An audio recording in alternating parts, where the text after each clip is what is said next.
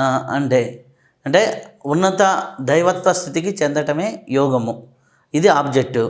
ఈ ఆబ్జెక్టివ్ ఎందుకు కాలక్రమంలో డైల్యూట్ అవుతూ ఫిజికల్ ఎంటిటీలోకి వచ్చింది?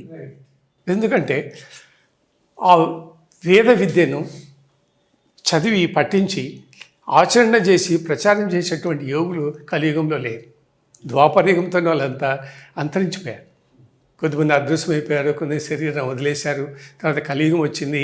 కలియుగంలో ఆబ్జెక్టివ్స్ వేరు, దృక్పథాలు, ఆలోచనలు, నూతన యుగము, నూతన కాలము, తర్వాత వలస రాజ్యాలు, ఇట్లా అనేకమైనటువంటి మా సైన్స్ టెక్నాలజీ రావడము, వీటితో ఆ వేద విద్యనే మర్చిపోయారు. యోగ రంగంలోనే కాదు, ఆ వేద విద్యని మిగతా రంగాలలో కూడా పాటించడం కూడా తక్కువ, చాలా తక్కువ మంది ఉన్నారు. తర్వాత వచ్చినటువంటి మేధావులు, కొంతమంది యోగులు, ధ్యానులు తమ సొంత అభిప్రాయాలు, సిద్ధాంతాలతో యోగాన్ని రూపొందించుకుని ప్రచారం చేశారు. అందుకని అది అంతరించిపోయింది. యోగ విద్యనే ఈ రోజు లేదనిపిస్తుంది. మరి ప్రాధాన్యత విలువ ఇస్తారు, కానీ దాని ఆచరణలో బోధనలు కానీ తక్కువ ఉన్నాయి. కొద్దిమంది వేద ప్రమాణికంగా కూడినటువంటి యోగ విద్య తక్కువగా ఉంది. శాస్త్ర ప్రమాణాలు లేవు, గ్రంథాధారాలు లేవు మనం ఈ రోజుల్లో చేసేటువంటి యోగ సాధనలు. అంటే చాలామంది ఇలా చేయండి అది అయిపోతుంది అంటారు. దానికి ప్రమాణం ఏంటి అంటే ఏదో నేను చేశాను వచ్చేసింది అంటుంటారు.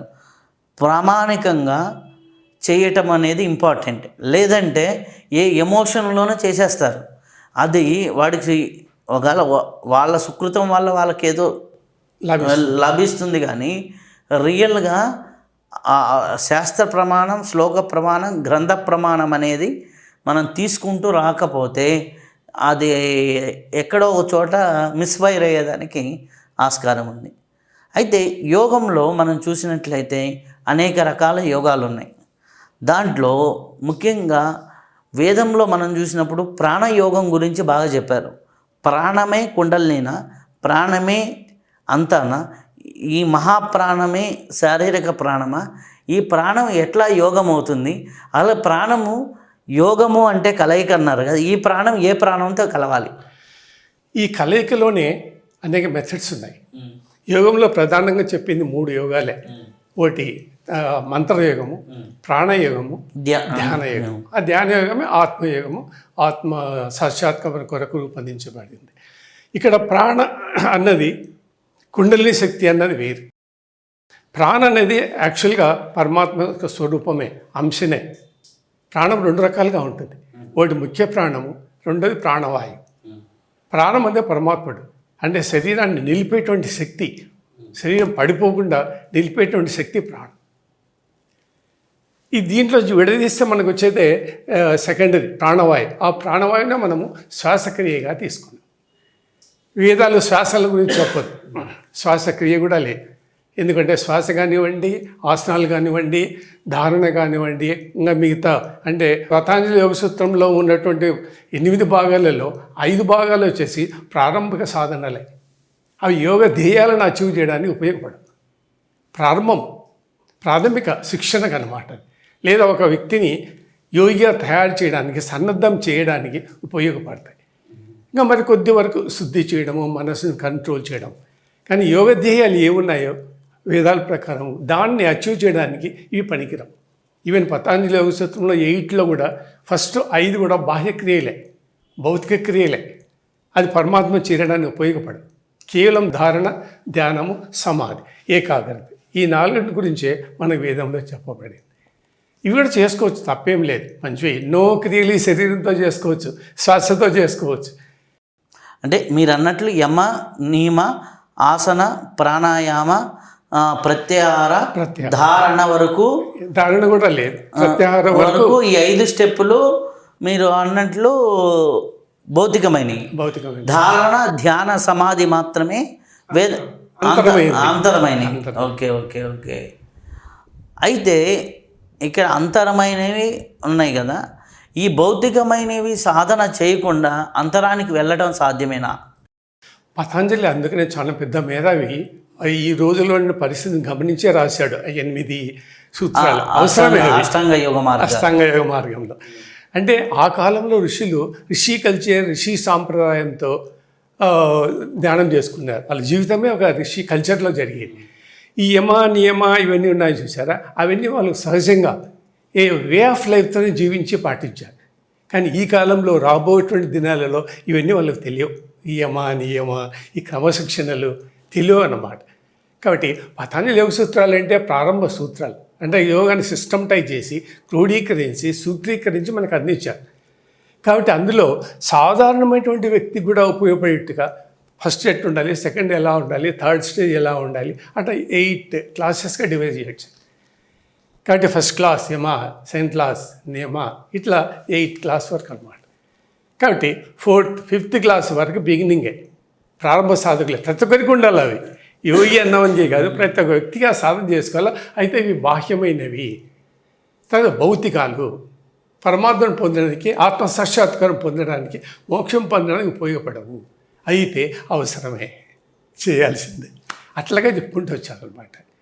కాబట్టి యోగం చెప్పేదంటే 3 భాగాలే: ధారణ ఫస్ట్, ధ్యానము, సమాధి, ఏకాగ్రత. వీటిని మనం యోగం యొక్క ధ్యేయాలు పరమాత్మ స్థితిని పొందడానికి ఉపయోగపడతాయి. అయితే మీరు అన్నారు ఇందనక ప్రాణయోగమని, మంత్రయోగమని, ధ్యానయోగమని. ఈ ప్రాణయోగము ధ్యేయం ఏంటి, మంత్రయోగ ధ్యేయం ఏంటి, ధ్యానయోగ ధ్యేయం ఏంటి? వేదాల్లో చెప్పిందంటే ఫస్ట్ మంత్రయోగమే చెప్పారు. అంటే యోగం ప్రారంభం చేసే ముందు, ప్రారంభానికి ముందు మంత్రోచ్చరణతో, మంత్రాన్ని జపం చేస్తూ, చాంటింగ్ చేస్తూ యోగం ప్రారంభం చేయాలి. అంటే దైవ శబ్దాలతో మనం దైవశక్తులతో పరిచయం చేసుకోవాలి. మనంతా మనం కూర్చొని ధ్యానం చేస్తున్నా 1 hour 2 hours అంటే ప్రయోజనం లేదు. ధ్యానం అనేది జడస్థితి అవుతుంది. చైతన్య స్థితిలో మనం ధ్యానం చేయాలి, సూక్ష్మ స్థితులతో మనం ధ్యానం చేయాలి. అంటే శరీరంలోని శక్తులు మనం యాక్టివేట్ చేయించాలంటే మనం సొంతంగా ఏం చేయడం లేదు. ఒకటి కళ్ళు మూసుకొని కూర్చుంటున్నాం, అది జడస్థితిగానే జరుగుతుంది, కానీ చైతన్య స్థితిలో నడవడం లేదు. అంటే మనలో ఉండే దైవశక్తులను మనం మేల్కొల్పు చేయాలి. ఫస్ట్ మేల్కొల్పు చేయాలంటే మంత్రాలను ఉపయోగించాలి. మంత్రయోగం అంటే సపరేట్ యోగం కాదు, వేదాల్లో ఉన్నటువంటి మంత్రాలను మనం ఉచ్చరిస్తూ యోగ సాధన ప్రారంభం చేయాలి. ఈ మంత్రాల యొక్క ఉపయోగం ఏంటంటే శక్తులను మేల్కొల్పు చేస్తుంది, ప్రేరణ చేస్తుంది, తర్వాత పరివర్తన తీసుకొస్తుంది, మనసులో మార్పును తీసుకొస్తుంది.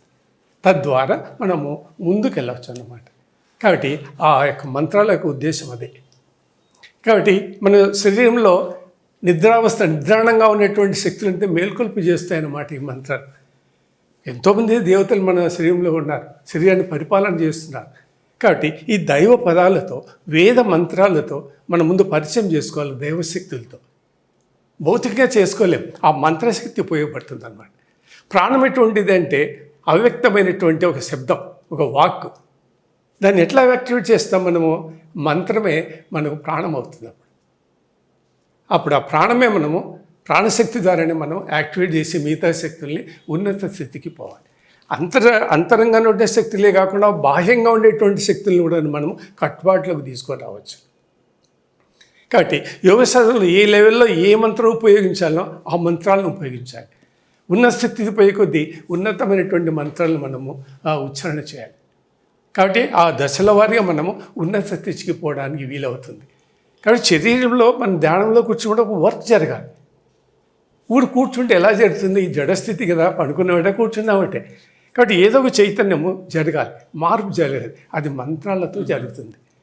మంత్రశక్తి మేల్కొల్పు చేస్తుంది, అంతరంగా ఉన్నటువంటి శక్తులు మేల్కొల్పు చేస్తుంది, ప్రేరణ చేస్తుంది, తర్వాత మనసును పరివర్తన తీసుకొస్తుంది. అంటే దైవశక్తులకు సహాయం మనం తీసుకోవడం అన్నమాట. ప్రారంభంలోనే మనం ఓం అంటాం, యజ్ఞం యాగం చేసే ముందు ఏదో శబ్దం చేస్తాం, ఓం నమ శివాయ అంటాం, తర్వాత మొదలు పెడతాం. అంటే ఆ దైవశక్తితో మనం ప్రారంభం చేస్తాం అన్నమాట. కాబట్టి వేదాల్లో ఉన్నటువంటి ఆ మంత్రాలను ఉచ్చరిస్తూ మనము యోగాన్ని ప్రారంభం చేయాలి. అది కంప్లీట్, అది కూడా సపరేట్ శాస్త్రం, దాన్ని మంత్రయోగము అంటాం. అంత మాత్రాన మంత్రాలే కాదు, వేదాలలో ఉండేటువంటి మంత్రాలను తీసుకొని ఉచ్చరిస్తూ యోగ సాధన చేసుకోవాలి. దైవాన్ని ముందు మనం పరిచయం చేసుకోవాలి, దైవంతో మనకు కనెక్ట్ కావాలి. అంతరంగంలో ఉండేటువంటి శక్తులను అది ఎలా పరిచయం కావాలి? మనకు అంత శక్తి లేదు. కాబట్టి వేద మంత్రాలని ఉపయోగించి మనము పరిచయం చేసుకోవాలి, దేవతలతో పరిచయం చేసుకోవడం అంతే.